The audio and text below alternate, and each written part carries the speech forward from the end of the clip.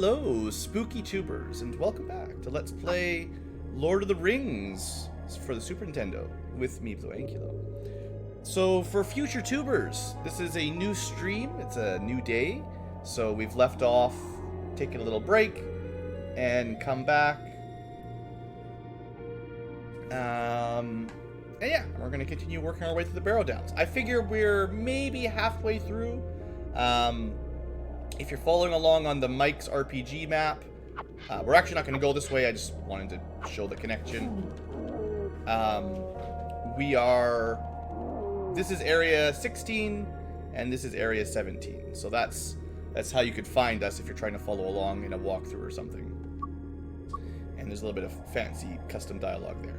So anyway, on this map, we're going to continue sort of following our guide a little bit to make sure we don't get super stupid lost. This is another one of those sneaky little secret doors that's very easy to miss. Also, you can probably hear Cat Ankylo in the background going nuts, because he's a weirdo. But yeah, I think we have the right key for this. I think. We're not going to actually go into this one yet. That's, I believe, the way forward. So just remember that one for a little bit later. But that's like the way we want to go to finish this area off. Or that's like, you know, it's the progression direction. But there's a lot of other items in exploring we should do first. Such as fightings in Barrow-downs, or Barrow-wights. Luckily, these guys aren't too difficult. Found some gold. We're getting little tiny bits of gold here and there. Not super rich.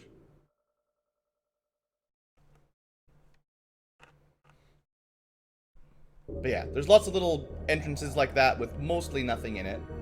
So to our right is a giant wall, and we're sort of clearing the left half of this this area first. The gold will be useful eventually, so don't feel too bad about picking up a little bit of gold while you're going through here.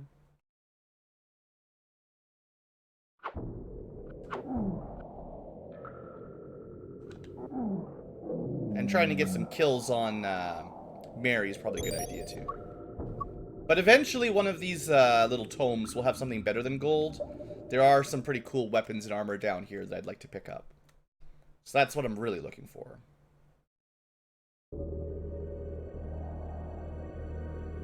Alright, so those two covered. Let's see, this guy, I don't think I'm going to go into it right now. I'm just looking on my map. I'm double checking where this leads me. Yeah, this leads me to a big area. And I'm pretty sure this leads to the way out. Pretty sure. So I'm going to hold off on exploring that cave, but we'll remember that one for later. Alright, so back down to the entrance, and then now we go right. And there's a bunch more caves to explore. Now, this one's another, like, big cave. If we'd gone into the locked one, it would have looked somewhat similar. But this guy, let me see. I think there's, like, a key in here, maybe? It's actually not that big of a cave, so it's not too bad. Alright, this is a simple enough one. 2, 3, 4... Okay, I can show how this all works pretty easily. Good. Some of these are far more loop-de-loopy than others. This one should make sense without too much trouble. So if we go left, I'm assuming this is a dead end, assuming my map is correct. Oh, great. Poisoned immediately. We were warned about that last episode. So we can turn on our HP and we'll see if that goes down really fast or something. We're supposed to find some healing moss to recover from poison. I actually don't really remember how poison works in this game, to be totally honest. So nice little poisonous snake dead end, that was fun.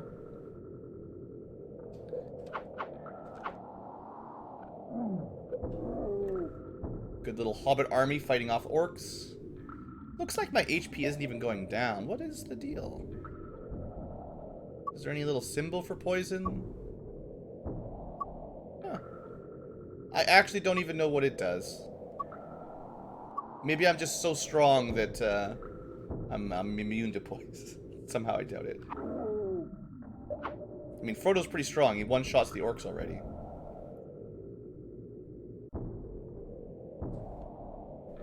Lots of mostly useless dead-end areas in the map.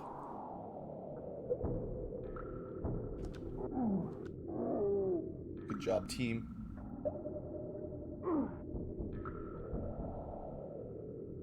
Oh, I did take a little point of damage there eventually. I saw that. Okay, that was what the random hit animation was. Okay, so this, I'm just going through here to show it off more than anything, is just to the right of the entrance we went in. So those two caves just connect up on the same sort of entrance there. Nothing special. More importantly, if we go up, always go vertical in these big caves because usually you'll find some healing moss. Can I get some healing moss?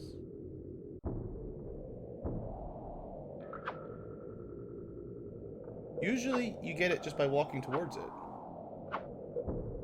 That was kind of weird.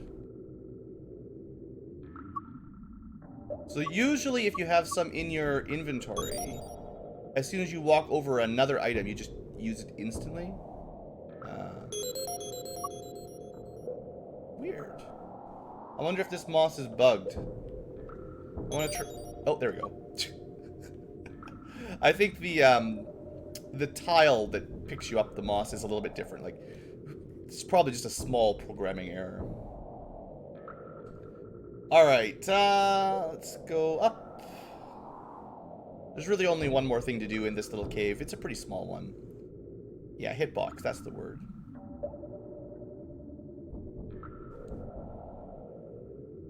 Oh no, more snakes. Let's see if I can not get poisoned. I wonder if these guys give enough experience for me to... Like, I want to see if I can get another kill on Mary here. 0 experience. Okay, that's easy to do the math. I don't know if Mary got that or someone else. Nope. So that was probably Pippin, and I didn't keep track of his XP. I'm just... The basic snakes give you 1 experience per hit. So I'm kind of curious if the poisonous snakes might be worth farming. They're probably not worth it, but I'm just curious, that's all. Alright, seriously, I want Mary to get a kill here. Okay, that's 1. Okay, so they're only worth 1 experience, so the snakes are totally garbage.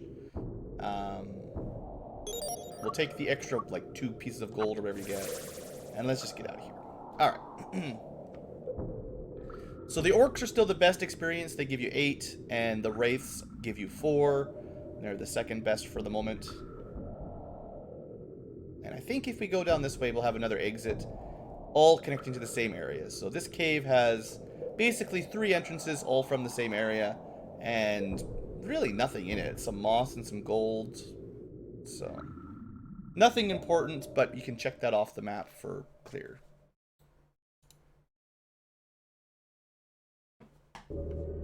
And just so you can keep track of where we are, that was the cave. So cave, entrance 1, 2, and 3, all in a line, all easy.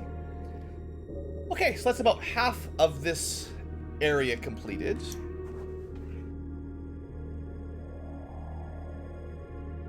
Now we're kind of on the eastern half. So there's a few more caves to check out.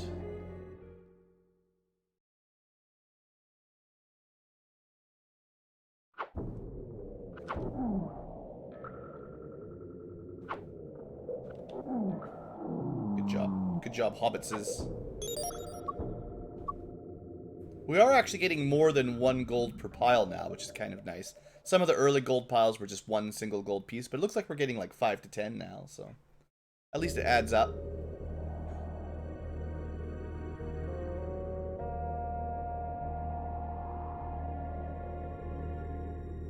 Now, the stream viewers had a little bit of an advantage that I showed off the map before I started this recording. So the future tubers you know, they don't get to see the map as often, basically. There we go. Teamwork. A fern! So we already had a magic fern, I think.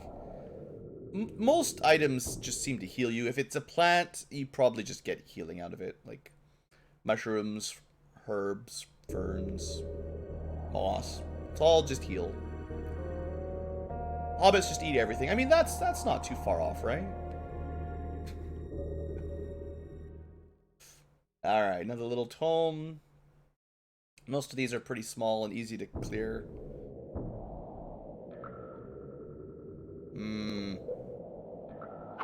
Great.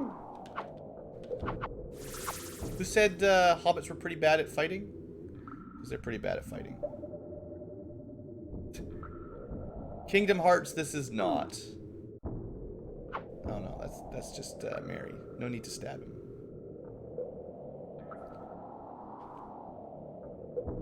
I would prefer runes with ruins or whatever with less snakes and more ghosts, actually.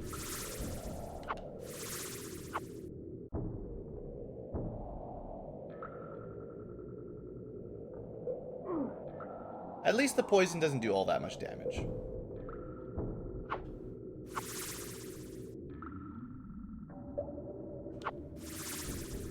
Alright, one item, what do we get? Some gold. One piece of gold, I believe. Great. Super worth it. Let's try to get out of here a little bit quicker.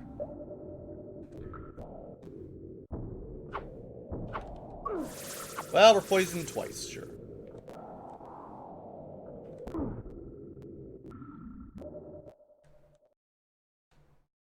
Alright.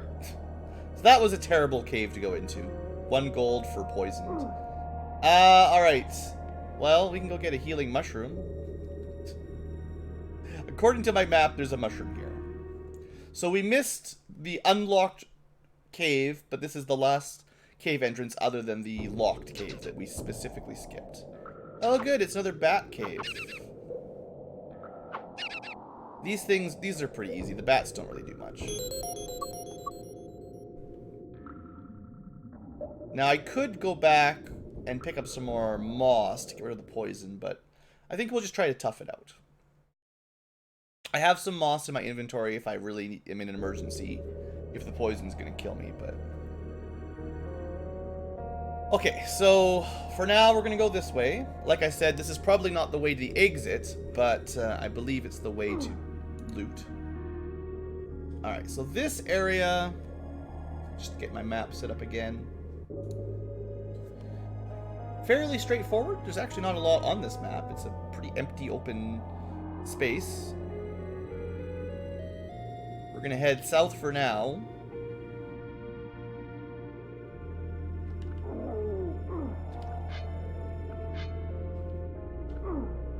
Come on, Hobbit Brigade. Someone get that kill.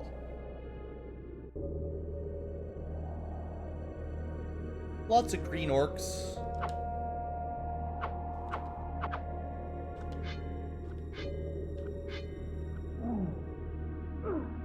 Poke him in the back. There you go. Someone got him.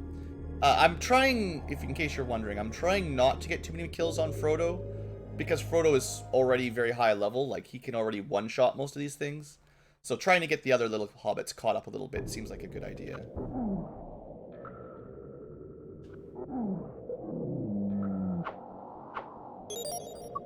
Hey, like 4.4 gold pieces.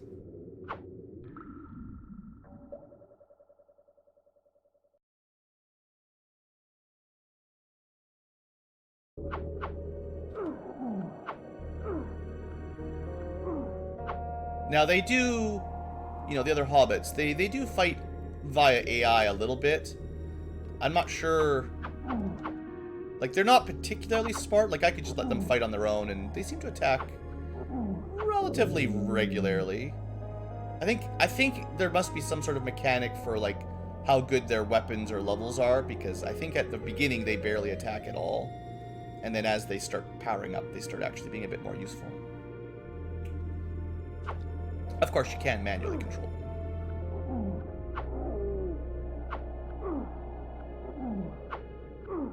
at that. Pippin just fighting on his own. I didn't even have to help him. Or Mary. I always mix them up. Mary's blue. No. Pippin is blue. Mary is green. Also, I did just notice a cave there right at the last second.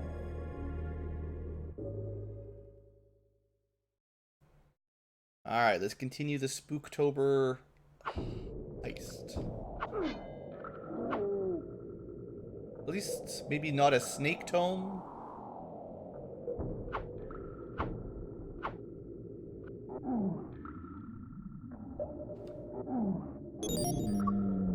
Ooh, that was a big pile of gold there. Now, I don't remember how much gold you actually need to buy stuff later on, but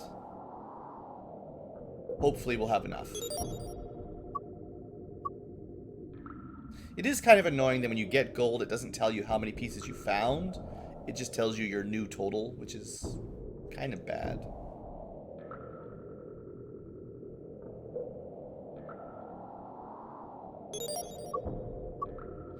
I kind of think this is one of the caves. I kind of remember grinding here a little bit because there's 4 gold packs in the same area and they all respawn when you reload the zone, which, well, you don't move very quickly, but with the power of fast forward, like, let's do this one more time just to see. I don't actually think we're going to need a lot of gold, like, grinded like this. I'm just kind of curious. Like, it shouldn't take too long to do this.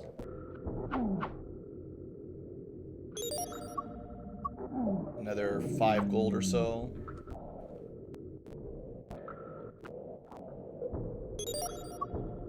That was a bigger one, like 10 or maybe not, I don't know. Probably just 5 more. Like 1 more.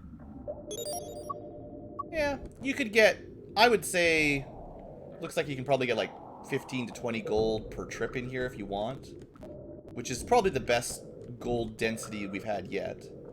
But that's it. I just wanted to show that off. Just kind of remembering like my old tricks I used to do when I was a kid trying to figure this terrible game out. And I do remember doing that one. Alright, let me look at my map again because we're in a new area. This is 21. Okay. Yeah, we're getting further along here. Okay, so we've got more snakes. I got another level up on Frodo. Look at that, level 11. Getting strong. Alright, so this guy... Oh yeah, there's a little cave up at top we might as well do.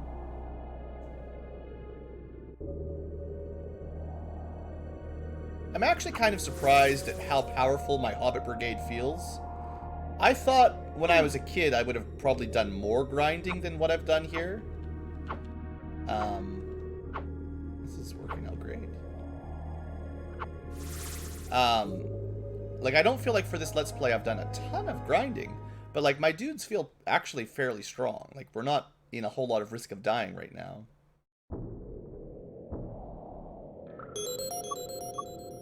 Famous last words, of course. Alright, so there's a nice little empty one. Easy peasy.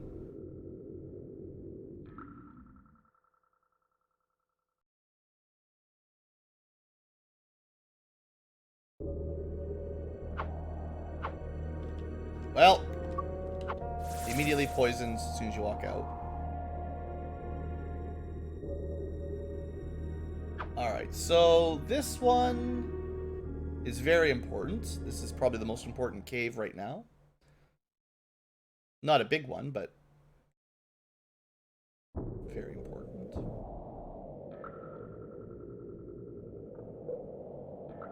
I believe there's a key in here.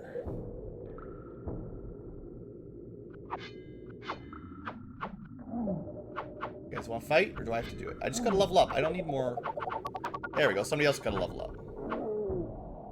That was probably Sam, actually. Yeah, look at that. Getting those levels. I should try to get Mary a level up because he's only level 5. And Mary and Pippin. So the blue and the green. We'll try to get them some kills.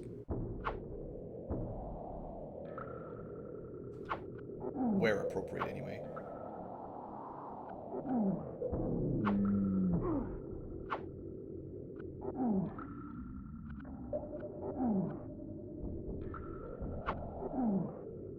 We're doing fine. It's a lot of wraiths. Now they do die if they walk into the light, the fire, which is pretty cool.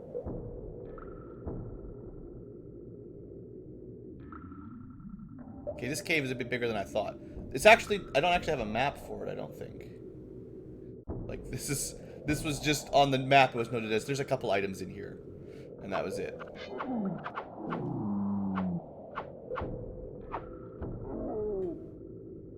So, an item?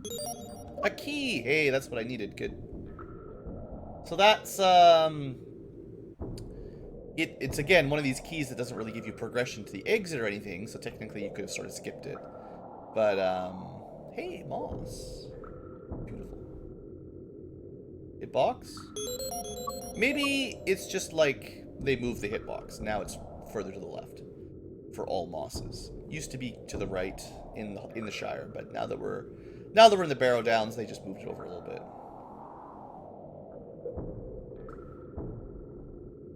There should be some equipment in here, though. Man, there's a lot of wraiths here. That's neat.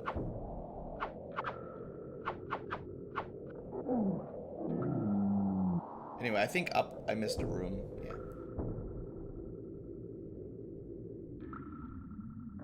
Hey, look at this. Some chain armor. We're getting up there. Getting some real equipment, finally. So yeah, Frodo has tons of defense thanks to that, actually. I think he got maybe... So he went from leather armor to chainmail. If we do the math here, I think it's every level is 1 defense. So I think leather armor's +4, and that means chainmail's +8. So that's a pretty big upgrade. You can't pass armor around, unfortunately. If I could, I might put my best armor on my lowest level hobbit, just because they've got less HP and less, you know, inherent defense. Alright, I think we gotta level up for Mary that time, which is good. With the respawn rate in here, you just fight these barrel wraiths forever. But let's get going. It's not the one who stands on it. It just, there's a priority system. It's basically Frodo gets the best stuff, and then I think it goes Sam, Pippin, Merry, or something like that. I don't really know how the game does it. It's just like your hero gets the armor, and the rest of the team gets the leftovers. They just sort of hand me down whatever's left. But yeah, if you could just walk, say, Pippin over the armor to pick it up for him, I would do that. Okay, well that was a fun little adventure there. Lots of stronger wraiths. Because I think there are 2 different types of wraiths down here. There's like basic and upgraded. Hey Sam, thanks for helping out. This is the key we just picked up, I believe. So just for levels, Sam's got 44 experience. Pippin's probably the next one to get a level up. Yeah, I would prefer to give the defense to the AI units. That's fair. But it's just not really an option, unfortunately.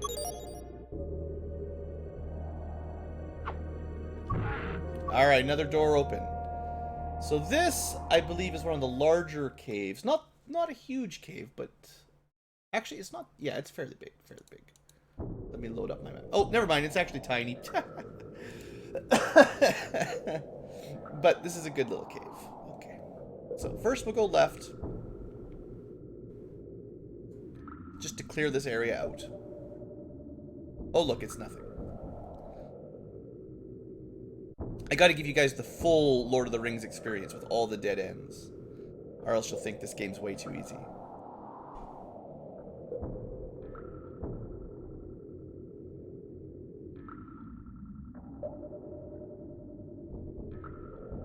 Okay, a little room to the north. Hey, Drow. Yeah, I'm getting there. I'm getting there. I wouldn't say I'm 100% yet, but every day it's a little better. And I'm almost not coughing at all. I still cough a little bit, but it's mostly gone.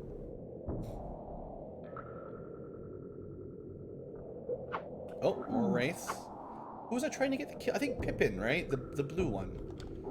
He's pretty close to a level up, I think.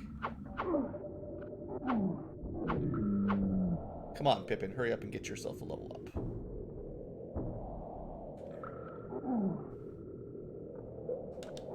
There we go. And that was his level up. It's like I know what I'm doing almost. Hey! Hey, yo! Barrow dagger. So that was, it's like a double upgrade, because someone had an old dagger, which is like 1 strength, and now Frodo has a very powerful dagger. Not that he even needed it, but actually it doesn't do as much damage as I was thinking. It looks like it's only +4 strength, and normal daggers are +2 strength, probably, because it's leveled +2, I think. But, you know, plus, it's like +2 damage for Frodo, but he's already killing everything in 1 shot. Again, it would be better to give the Barrow dagger to, like, Merry or something, if you were able to hand-me-down it to the weaker characters, but it's fine. We'll find more Barrow daggers. We just need 4, and then everyone will have one. And, hello, Andrew. Welcome to the live stream. That's right. Looks like they're taking like 3 hits now. These whites are definitely a little bit stronger than the old whites. And again, in case people are wondering, new people or old people, I am specifically trying to get less kills on Frodo because he's a little bit overpowered right now. So if you're wondering why we're dancing around with wraiths sometimes, that's all. So technically the area we're in is actually the bottom right of the other area we just left. Like, we haven't actually... This is the same map as the one before the cave. This is the bottom right that's secluded, basically. Although you might never know that if you didn't look at a map. And then this is the dead end area that we specifically wanted to focus on because of the missable items, basically. So this is just a giant rectangle, like, cemetery full of whites, and so many sprites that the Super Nintendo's going to slow down a little bit. So I hope you got your level ups, because this is where you're going to need them. Now, Frodo will kill them probably in 1 shot, but everybody else is going to have to sort of stick together. Alright. Doing a good job, team. We're going to the top right now. It's pretty spooky. I mean... Anyway, there's that gem. So if we missed this, I would have had a bad time. Mire of the Damned in Might Magic 6. Yeah, I think we talked about it a little bit last stream. I wouldn't be surprised if a lot of Might Magic 6 and 7, both the Mire and the Barrows in Might Magic 7, I bet you they were themed off of some Lord of the Rings stories. A lot of old fantasy came from there. Anyway, we have 4 gems now. I think we're only missing 1 of the gateway gems and then a bunch of amulets. But we do actually need to get these things to finish the game properly, so... There you go. They don't actually do anything. It's not like we can use the Gem of Power to become stronger, but... Hey, look what else there is! Another Barrow Dagger. So that puts us at 2 Barrow Daggers. We need 2 more. So at the very least, I feel like it was a nice side trip. Like, this was a long journey to get all the way back here to get a gem and a dagger. And now we're going to have to backtrack all the way back to kind of a few screens. But the daggers are good, and the gem is sort of mandatory.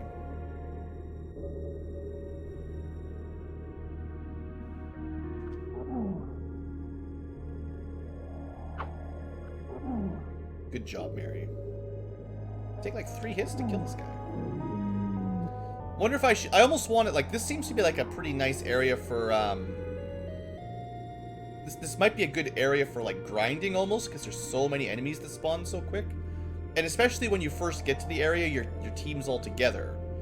So before they split up, they've got pretty good like damage output as a team. It's actually not a very big area now that I look at it. Alright guys, fight it out. Stay together. Don't be dumb. Good job, Sam. Actually, Sam probably needs to experience the second least. Frodo's the highest level. Sam might be second highest. Pippin and Merry are the ones that are kind of lagging a little bit. But I can't really move Sam separate. If we had, you know, multiplayer going on, you could actually control them. I think up to 4 people can control them. At least 2 for sure. But you might actually be able to have 4 controllers controlling everybody manually, which would be pretty sweet. Anyway, I'm not going to keep doing this. I just wanted to see. I guess if they respawn just as you walk up and down. Boy, that's a lot of ghosts. Super Nintendo can barely handle it.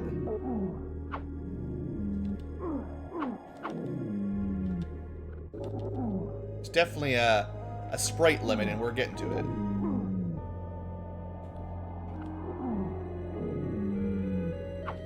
This is great. Another level up. Doesn't look like it's slowing down. It's only just for a little bit. There's the Super Nintendo will do a little bit of in-game frame lag when you put too many sprites on screen at once. You can see it in certain games more severely than others. And it's not too bad here. No, definitely not too bad. Alright. If I was like 10 years old, I might spend half an hour in this area just getting a bunch of level ups, because that might be the best grinding spot we've seen so far. Just because of how quickly they respawn, but let's not do that. It would actually get faster over time, in a sense. There is, of course, like an experience curve, like every level up takes more experience. But I think with the way your strength would go up, it wouldn't be long before, because strength grows linearly. After a few level ups, we'd be killing the barrel wraiths in 1 or 2 hits. And that would speed up the killing process so much that the leveling up would, rather than getting slower, I think it would actually get faster for a little while as you killed so quickly. But that's not the plan for right now. Okay, so a couple screens of backtracking, like I said. Just for that gateway gem, mostly. Good job, Frodo. Although, to be honest, if you're thinking about it, Frodo is strong enough to kill an orc in 1 stab right now. He doesn't actually have sting or anything at the moment. So this is just a relatively normal... Well, a barrow dagger is still pretty special, I guess. But the idea that Frodo could one-shot an orc is kind of silly. It's not lore-friendly.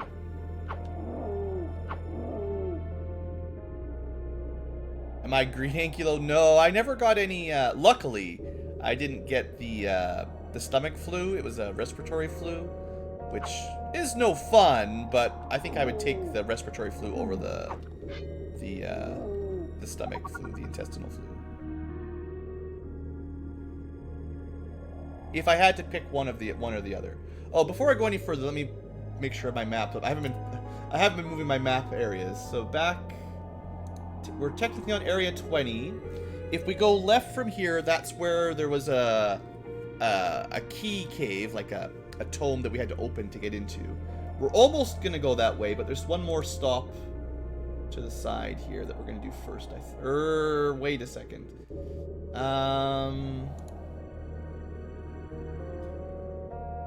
Maybe, maybe not. Maybe I should have done...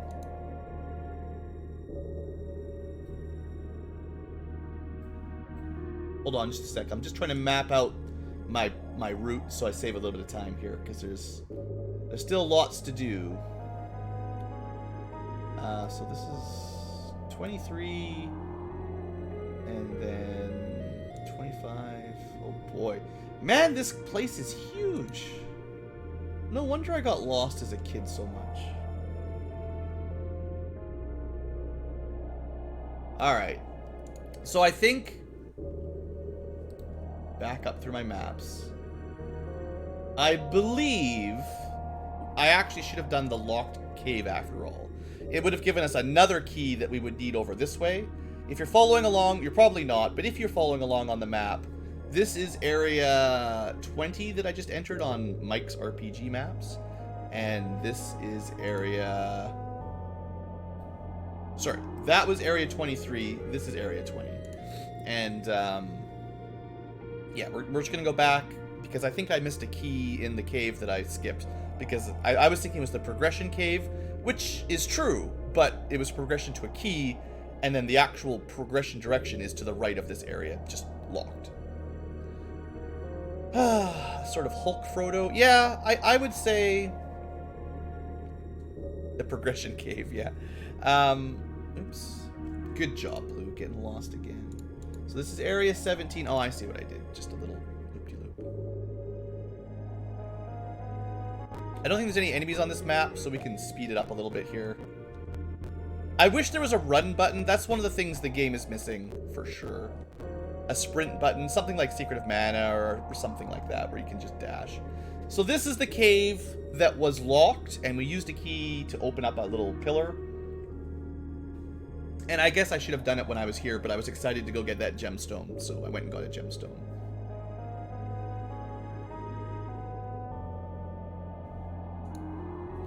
I was talking about it, I don't know if you were there, Jarrell, but at the last live stream, I was talking about how I kind of wish there was more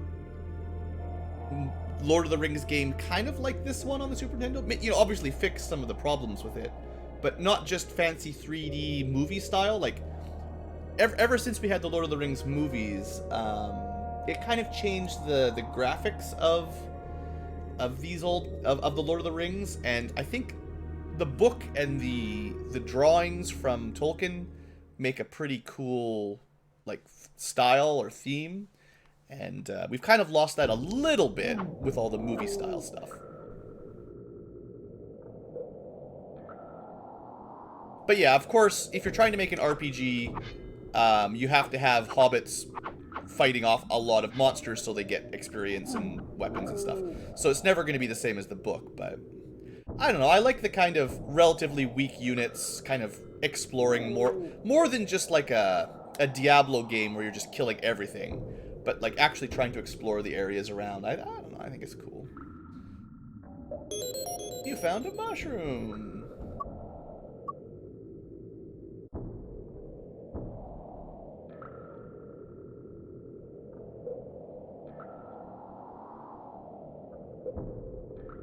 You could probably make a pretty scary game. Yeah, I mean, I don't think Lord of the Rings was intended to be horror. Like, it was still a positive story overall. There was definitely scary moments, but I don't know. I don't know how I would do it if I was redoing it. Hey, look, that's the key. That's all we needed. Then we can get out of here. No, that's a lie. That key is used in this cave to open up a pass to another key, probably. It should definitely have, like, if I was redoing Lord of the Rings, like, in a game, sort of like this kind of style RPG, following the adventures of the Fellowship, it would certainly follow Frodo mostly, and then Aragorn later, but I think you would definitely need it to be not like a power fantasy kind of RPG. Like, probably when you're playing as Aragorn or Legolas or something, if they're in the party, then you feel like, oh boy, we're pretty strong. But when you're playing as the Hobbits, specifically, and a lot of the books are just Sam and Frodo or Merry and Pippin, you probably should be just barely surviving. Like, I don't know if you'd want a stealth mechanic or not. That's always a bit divisive. But clearly they were sneaking around a lot, and I always like the idea of, you know, getting stronger via your experiences, so I'm a fan of RPG stats in the sense that as you get further along, you get stronger, but that might not make sense for a game based on a book where the characters don't really grow in that setting. Like, I don't think the idea is that Frodo returned back to the Shire stronger than when he left. Like, he actually returned weaker, so...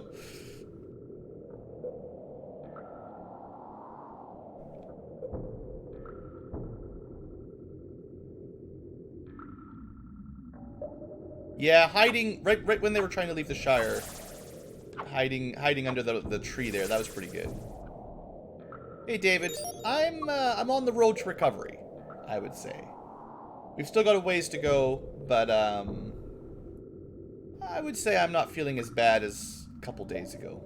I've been sick now for a total of a week and a half, 10 days, 11 days, something like that. And I'm certainly mostly done. Hey, look, it's a door. I think that's the first time we've seen a door in a cave. Which is good, because this is practice for Moria. But yeah, this is the key we just picked up.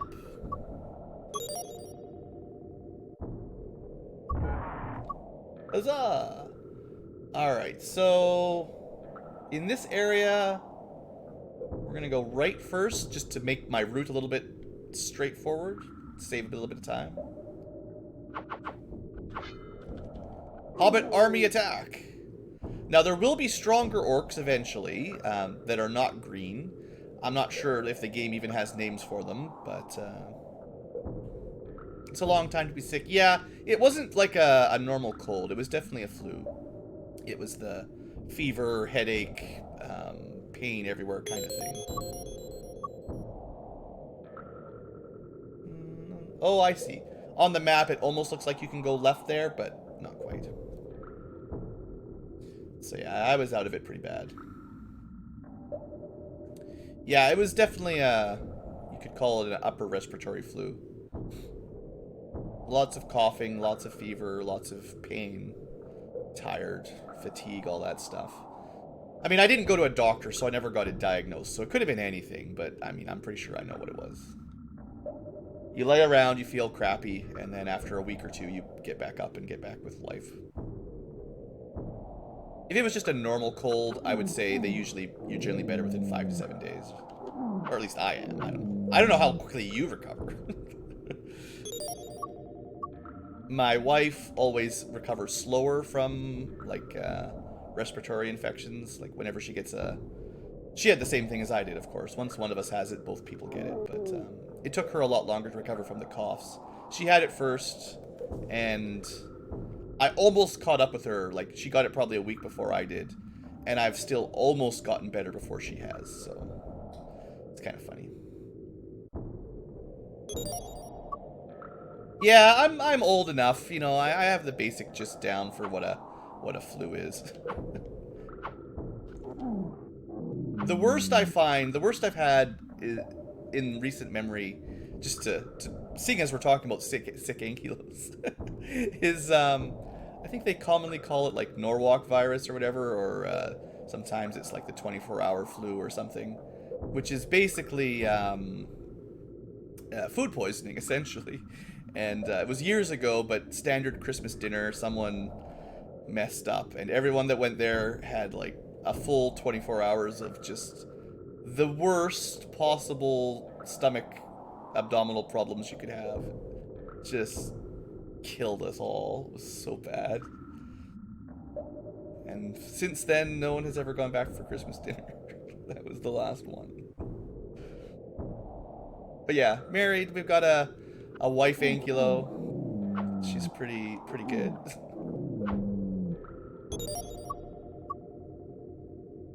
Thanks, Faith. The wife ankylo is actually a childcare manager nowadays, I guess. She likes those sorts of things with the kids. It's crazy. I don't understand it, but it's cool. Do I have any kids? No. Alright, so this area is where we're going to get the next key, eventually. We are... Where are we? We're at the bottom, I guess? Alright. So there's an exit to the left here. I'm just going to check out where that goes.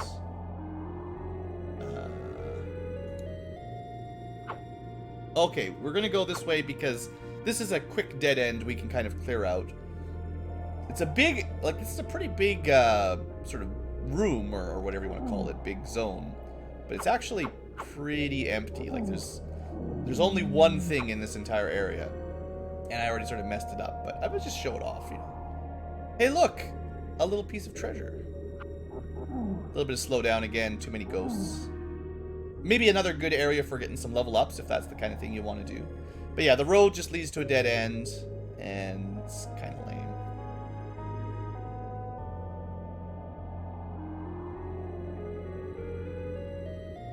Feeling old. Yeah. I mean, I've sort of decided that I didn't really want kids anyway. Like, there's nothing wrong. Like, you know, there's nothing wrong with having kids. I'm not trying to... I'm not one of those people that, like, rags on other people for their choices.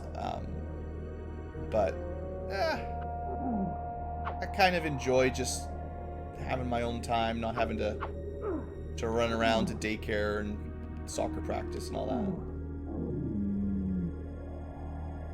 And the wife gets enough of her, whatever you call it, sort of kid time at work. And she kind of decided that because she works so long, just gold. Boo, I want another dagger. Because she works so much with little kids, you know, infants and toddlers and all that, her desire to have them at home is very small. Because it's one thing to work for 8 hours looking after a bunch of babies and then come home and have a break. It's another thing to work for 8 hours with babies and then come home and have more babies. So that was her logic anyway. Alright, so that area was basically just a dead end, nothing special. Just clearing it off.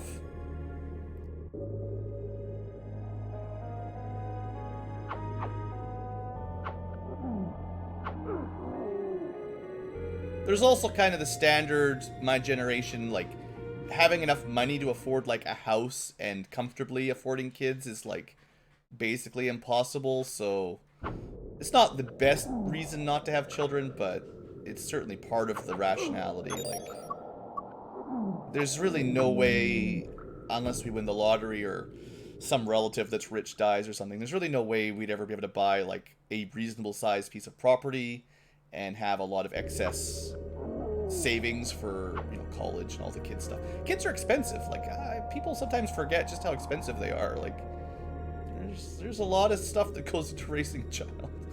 I'm sure the parents in the audience know what I'm talking about, but maybe the younger teenagers or young adults that want kids might not be quite as aware just how quickly the bills rack up.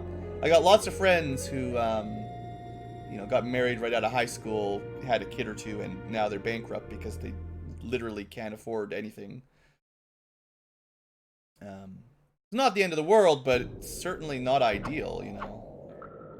A lot more, like, one thing I like, and, you know, I'm not trying to brag or anything, but my wife and I, we have a pretty, like, calm, relaxed household. You know, we've got a cat in an apartment, and the two of us got enough money for the two of us. There's not really any debt or anything, so we pretty much just kind of relax and do what we want to do. Like, there's basically no fighting or arguments or anything. Like, it's not that you can't have kids and have a happy house, but most of my friends, and again, I'm generalizing a little bit, but an awful lot of my similar age friends that got married and had kids quickly out of high school or college, they don't have the same situation. There's a lot more fighting over money and how they're going to afford this or that, and struggling with time management with, you know, all the stuff kids bring about, you know, getting them to the doctors, getting them to school, getting them to, you know, all the stuff. I don't need to list all the various things you do as a parent, but you know what it is, you know. You can use your imagination. So, if you notice there, we picked up a key. That was basically the only reason we needed to come to this area. Everything else was just gold or mushrooms, nothing super important.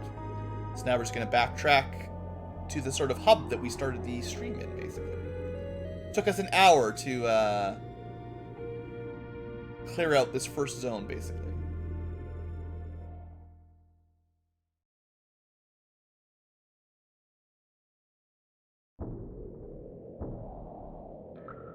Yeah, I mean, cats contribute a lot to a relaxed atmosphere. Some cats. I mean, as long as you raise them right, I think. Some cats get, like, awfully possessive or territorial if you don't, what's the word? If you don't, like, neuter your male cat reasonably well in time, then it can spray on all your stuff and cause you other problems. I have to look at my map again because this is a bit of a trek through the map, through this cave, and I don't want to get lost on the walk. But yeah, our cat is totally cool. You know, I assume most cats are pretty cool, but I've seen cats that just go crazy and pee on everything and scratch anyone that tries to talk to them or whatever, and that would be a lot less relaxing. But yeah, I'm sure it's mostly just how you raise them. My cat, it's not black. It's I think he's technically an orange tabby, although he probably is part gray, part orange. Like, he doesn't look orange, he looks gray. His tummy fur is a little bit orange, so they call him an orange tabby. But he's definitely mostly a gray cat with fairly short hair, and kind of got that tabby pattern, so it's not smooth gray. He's a good boy, though. His biggest problem is he likes to chew on the plants, so he kills our spider plants because, you know, cat. And I got lost again. Good job, dude. And occasionally we have fights with him over, like, scratching the furniture a little bit, but it's usually not a problem. But you know cats.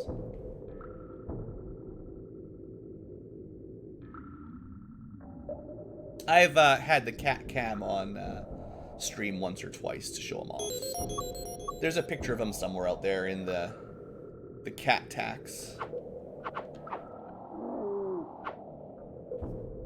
Alright, this is the way out. No more bumbling around the cave. Get out of here. You thought you saw a black cat? It might have just been the poorness of my camera, but he's not actually black. Yeah, we tried to get him some, well, they call it cat grass. It's the, just wheatgrass, basically. The problem was whenever we'd plant it, he just, like, he's a pretty big cat. He just tears the thing completely apart. Like, he pulls it all out of the dirt, makes a giant mess. So the stuff can't just grow, he kills it.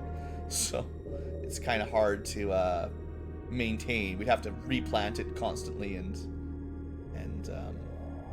just clean up a bunch of dirt.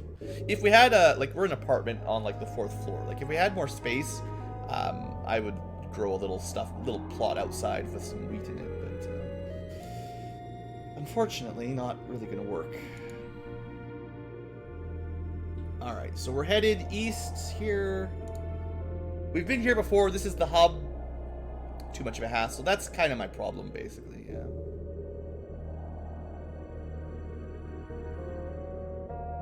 Like, he doesn't even really eat the stuff. He mostly just likes to tear it apart and play with it. You know, like cats do. This is great. Alright, so this was the big area.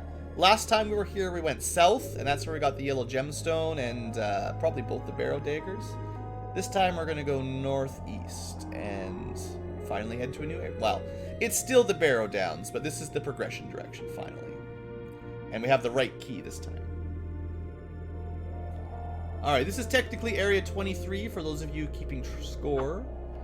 And not the biggest area, kind of a middle-sized map. Again, if you didn't have a map that you were following, heaven help you, basically, but for us, it's not too bad. So there's a little cave here, but this is not that big a deal. You could skip this cave if you're not interested in exploring, but I'll show it off. We'll pick a couple things up, get a little bit of experience. You got to get that experience, right?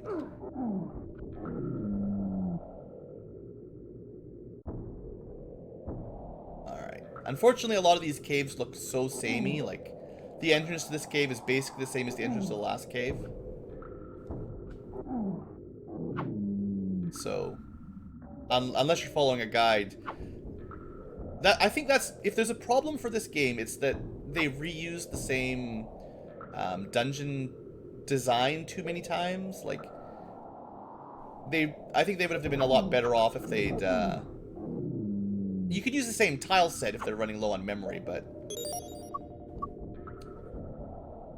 well, the whites aren't very big on interior design, yeah.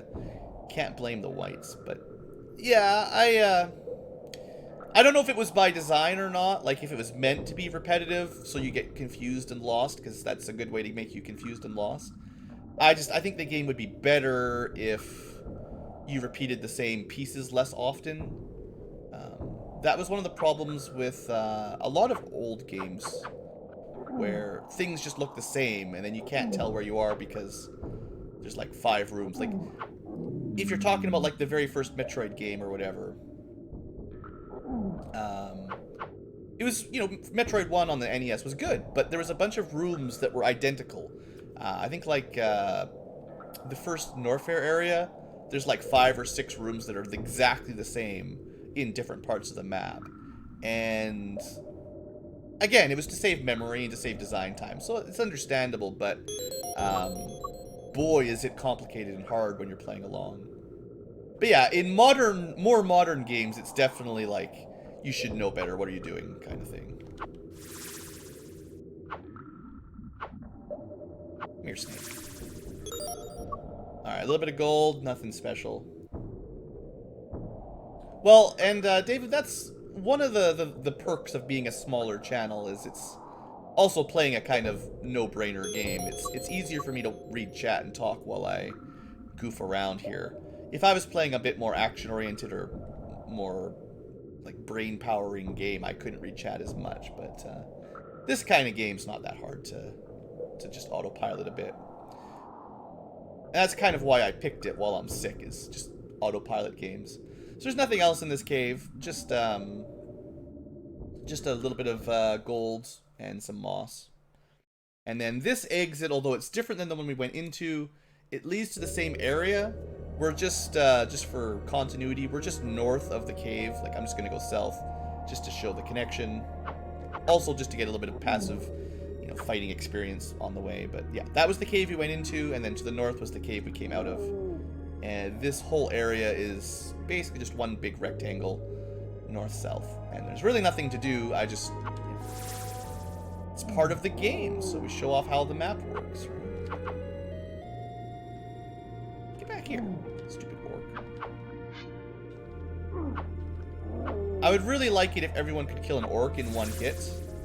So I gotta keep getting these kills so we level up. And, you know, combat's too easy, so we gotta get level ups to make combat easier. But trust me, the game will keep getting harder. There's gonna be stronger and stronger enemies as we go. There will be like trolls eventually, and trolls are pretty good at killing people. And there's permadeath, so not being too weak would be nice.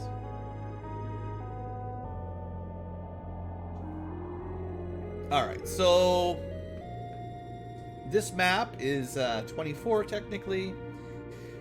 Oh, let's see, we've got a couple splits. 1 cave and 2 splits. The cave we'll do first, and then we'll figure out which split to go to. It'd be hilarious if Frodo gets Sting and then passes it on to Pippin. Yeah. Fortunately, I believe Sting is the best weapon the hobbits can equip, so it always goes to Frodo. We will pick that up once we get to Rivendell, of course, along with the mithril armor. And that will make Frodo, well, I'm not going to say unkillable, but, I mean, mithril armor in the books was pretty good, and in the game it's also pretty good. Does it glow? I don't remember. I hope so. It probably doesn't. Don't get your hopes up, but that'd be a nice feature for sure. Should do bonus damage to orcs.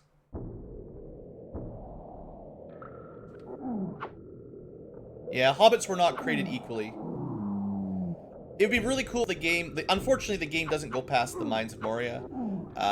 It would be really cool. I don't know how they would even do it, but if they followed like the Hobbit story into the 2nd and 3rd books, and then you know, Merry and Pippin eventually get the Ent draft, and suddenly they're like taller and stronger, and I don't know what they would do with Frodo and Sam. Their adventure is just long. Fighting Shelob would be pretty cool, I guess. Having Sam Slayer, you know, doing his thing. At least that would make sense for a boss.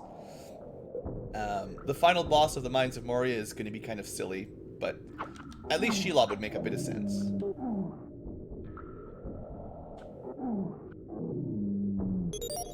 A key! Well, that's probably all we really needed in here.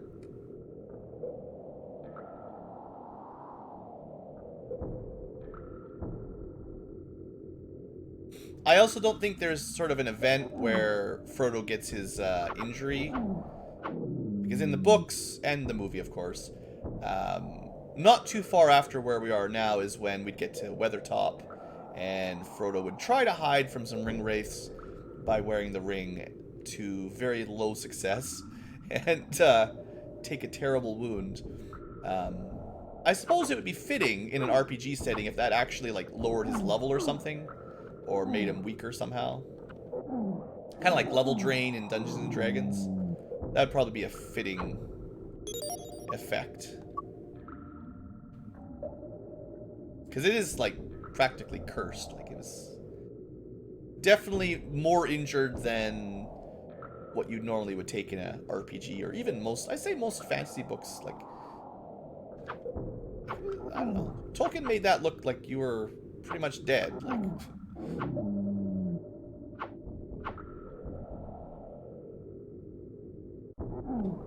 oh yeah, good job, Torch.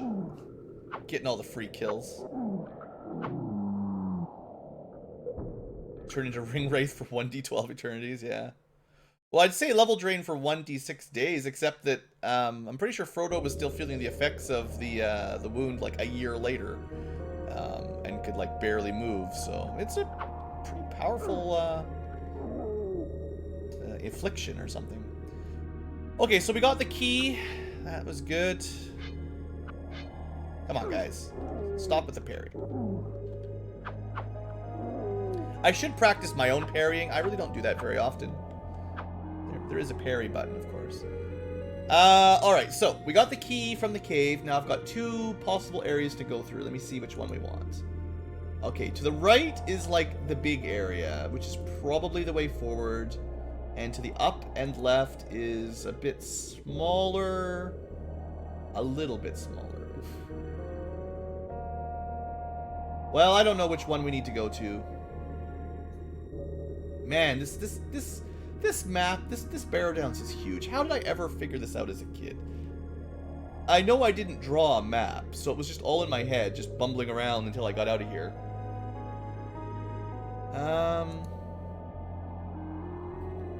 Do I have...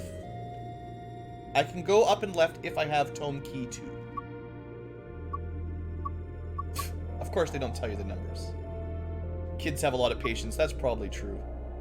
So I'm going to, like, without really investigating thoroughly, I'm going to assume that to the right is the progression direction, and that to the upper left is pick up another key direction.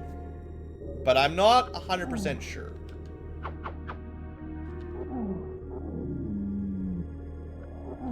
Good job, hobbits.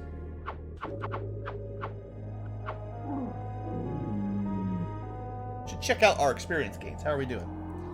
Alright, Sam must be getting close to level 10. Mary might be getting close to level 8. And Pippin recently got a level up.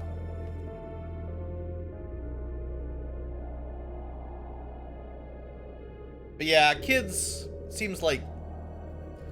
I remember getting very frustrated though. Like, I don't know exactly what happened, but I remember having a bad time for sure. Oh, I see how this one works. So we start in a little... This map, this area is identical to a previous zone. With the only difference being that this is a key door rather than a free cave. But there's a different map in the Barrow-downs not that far back that had the exact same map layout. So cheap. Hey, we had the right key. That's something. You remember playing Prince of Persia being extremely persistent? Are you talking like the original, like old Prince of Persia? There was like a million remakes of the original game. But the one with all the jumping over spikes and stuff, dying all the time. That was a tough game. I really like the remake. I played the GameCube version, the one where you could rewind time. I thought, like, I know it doesn't hold up super well nowadays, but that was like an amazing game when it came out. Like, totally surprised me. I didn't expect. I thought it was gonna be terrible, but like you could run on walls. It might have been the first game you could just run around on walls, like before Assassin's Creed or any of that. I don't know. I thought they did a pretty good job on it. Okay, so the good news is this cave is pretty small, so this won't take too long. Once I finally found it where it was on the map, this won't take too long. I should replay the Sands of Time, Prince of Persia. I think they actually, it might have been like 2 or 3 games in a row.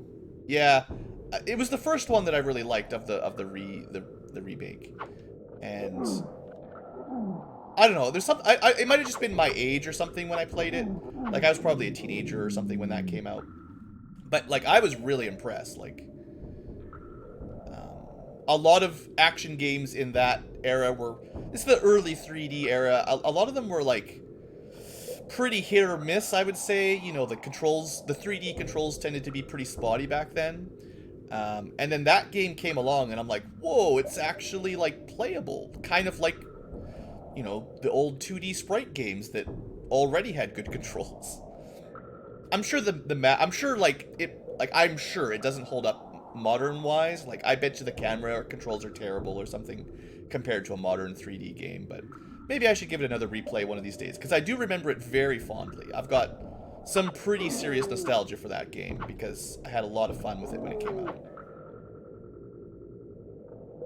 You played it on the PC, yeah. I think I had the GameCube version if that was the one.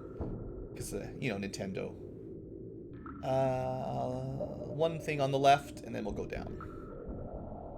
This is a pretty small cave. This is just the horizontal cave with basically 2 entrances. Just connects up 2 places on the map. With a couple mushrooms and things in the middle, but nothing else.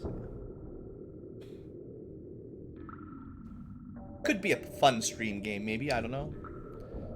I've kind of liked the idea of just my nostalgic, this might not even be a good game, it's not really a fancy let's play, but just streaming along something that I'm very nostalgic for and can somewhat autopilot because I sort of know what to do. There's a little bit of muscle memory that maintains. I kind of like the idea of doing that for streams, but we'll see. So now we're just in the large area of this part of the map. The other entrance to the cave was just to the south down there. Yeah, that was the cave we entered, and then now we're in a larger waterier area, and there's going to be a couple little caves to explore, but nothing too serious.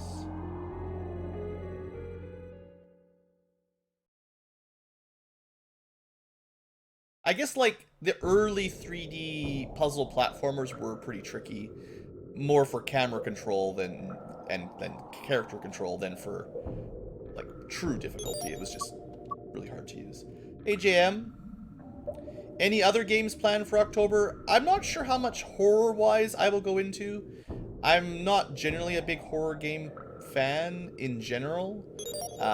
This one was recovering from my sickness, and it's spooky for other reasons because it's kind of a bad game, but also we're mostly fighting ghosts, so, you know, that fits. But other than this, I'm not exactly sure what I'm going to do for October. I'm going to try to stream somewhat regularly now that I'm less unhealthy, now that I'm actually feeling a little bit alive. But I'm kind of thinking of sticking with sort of the retro theme. So I'll probably be sticking to like Super Nintendo, N64, PS1 era type games for the most part. And I'll throw in some... I was thinking I might throw in some Castlevania at some point, or there's some ROM hacks that are a little bit more scary themed for... Like, I'm not sure if there's one, but if you remember, I did last year at Christmas, I did a winter-themed Link to the Past, what's it called? Link to the Past ROM hack, and that was pretty well received. I don't know if they have a Halloween version, but that's the kind of thing I'll be looking for. I think there might be. It'd be like a Zelda randomizer with sprite. Yeah, just, you know, sprite replacement.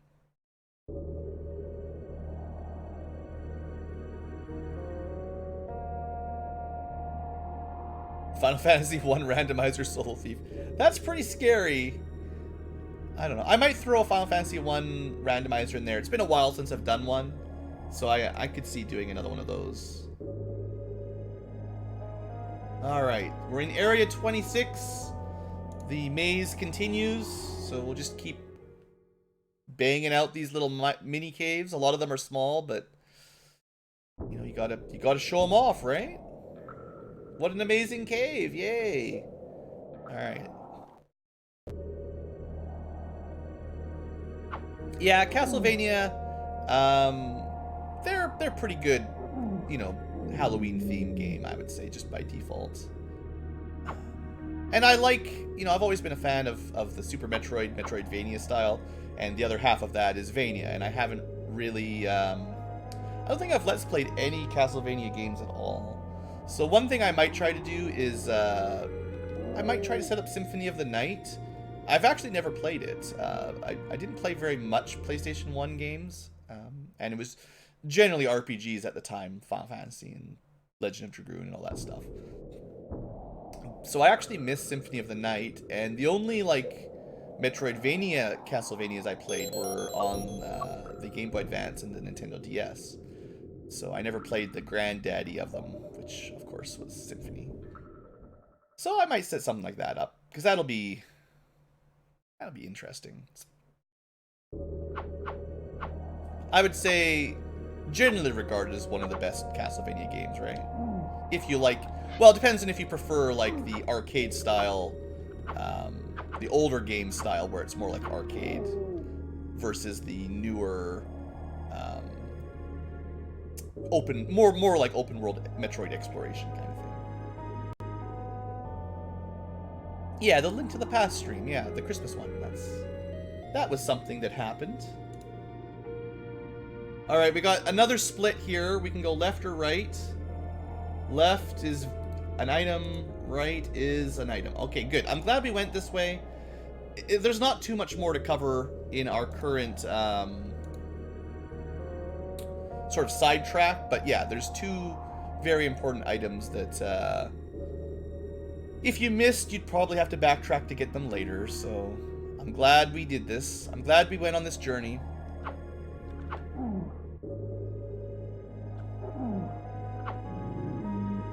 So, we've seen this map before, but instead of gold, it's an amulet. That's one of the lost, I think it's Elrond that wants the amulets, although we haven't met him yet, but it would really suck to get all the way to Elrond and say, hey, I need 7 amulets, and you're like, but where are they? And you're like, oh, you missed them. They were back in the Shire and in the Barrow-downs. So, have fun backtracking. Have I ever finished the Phoenix Wright game? I fully Let's Played, streamed the first one, and then I got about halfway through the second one, Justice for All, I believe. Although I have played through it before. Yep, thanks for stopping by, Jarrell. See you next time. So on my own, I've finished, I think, the first 3, but I've only finished the first 2 on the channel. Look at all these orcs. That's some juicy XP there. 8 per kill. So this map is just the giant rectangle map with 1 item. And it's a very important item, because that's, I think, the last gem. Let's have a quick look at our inventory here. No, we're still missing 1 gem. Alright. I think there's 6, maybe? I don't know. It would make a nice line if there's 6. And we've got 3 amulets, so... Hey, we're getting lots of MacGuffins. And I'm just gonna double check my map, but I think that's all that's in the area, yeah. So, that was the whole reason for coming back here. Get a gem, get an amulet. There wasn't even any, like, weapons or armor. What a shame. Now, as far as Phoenix Wright goes, I wouldn't mind doing some more one day. It's difficult for streaming in a sense because they're so story-based. If I don't finish them all kind of in a row, it's really hard to recap because they're so interconnected, like one episode to the next. Somebody gotta level up. This is like the best leveling up spot I've ever seen. Samwise 200. Mary got a level up. Frodo getting close. Let's try to get Sam a level up, seeing as he's close by. Yeah, I will have a look at it, Adini. The trick is, like I said, it's the recap, so remembering how far we got is tricky. Oops. Well, that's an interesting way to do it. Just fast forward it and see if they can kill them all on their own. I wonder how much damage they'll take. Probably not that much. Interesting. I never had fast forward when I originally played this game, of course, because it was on the console. Let's put a save down. How long do I think it will take to finish the game? Well, it depends on how good I can grind some levels up, actually. Yeah, look at these murderers. We just put it at 200% speed or whatever. We just kill it. Hobbits. They're strong. I have to keep an eye on their health, but this might be the trick. I'm not going to do this for all that long, but the orcs really do give better experience than anything else at this point, and this is a lot of orcs all pretty close together, and this is the quickest I've ever seen killing them, so thanks to the power of cheating. Interesting. Yeah, I never thought about letting them fight via AI like this on fast forward. Let's do like 3 more and then I'll check experience. I'm not going to go for very long. I just want to see if anyone's getting close to a level up and if it's worth it. Are you guys going to kill him yet?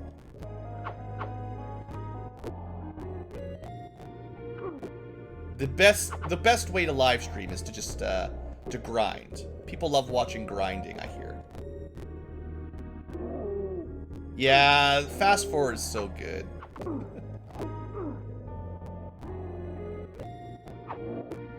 Alright, after this trip, I'm going to double check people's experience and see if it's worth sticking around too much longer.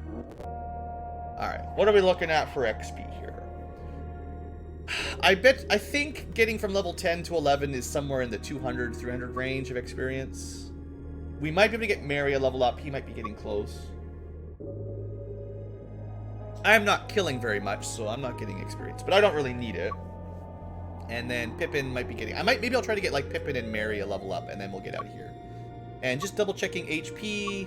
They're really not taking that much damage. This is like surprisingly effective. I think the early grinding that I did manually got us enough level ups that the orcs don't do very much damage right now.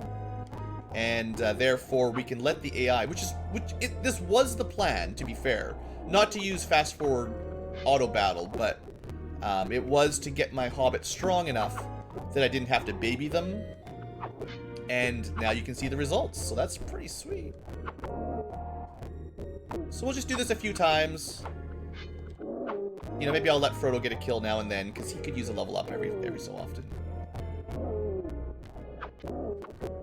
He just naturally gets the most experience because I play as him, and I generally just kill everything in one hit. Someone got a level up. Alright, you guys are being dumb. Sometimes the AI is too dumb. I heard the sound effect. So, Mary got to level 9. And Pippin's already level 9. Alright, well I think that's it then for now. I think you could definitely level grind here quite a fair ways. Maybe I'll do like 1 round and see if I can get Frodo. Like, instead of fast forwarding and letting the auto battle, I'll just let myself kill a couple. Just to see if I can get a level up. Because it should be not quite as quick, but also fairly easy to just have Frodo kill everything. Because I can just one-shot things. I think I just got that level up. Excellent. So that gives you an idea of kind of the XP curve. Getting from 11 to 12 must have been a little under 400. So we could get everybody up to level 12 probably without too much trouble. If we're getting 8 experience per kill, and there's 4 or 5 orcs per cycle, that's 40 experience split between the party. 40 experience per cycle. You'd level up pretty quick, I think. Especially as the other hobbits start killing them in one hit, then they just die even quicker, and yeah, it's pretty cool. Alright. No more grinding, but still, that was neat.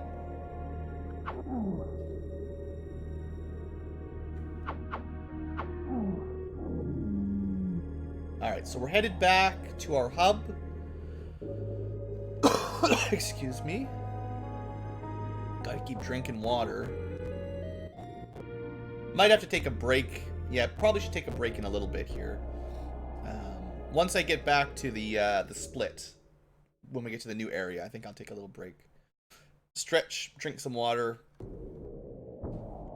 I am still sick after all, so I shouldn't overdo it.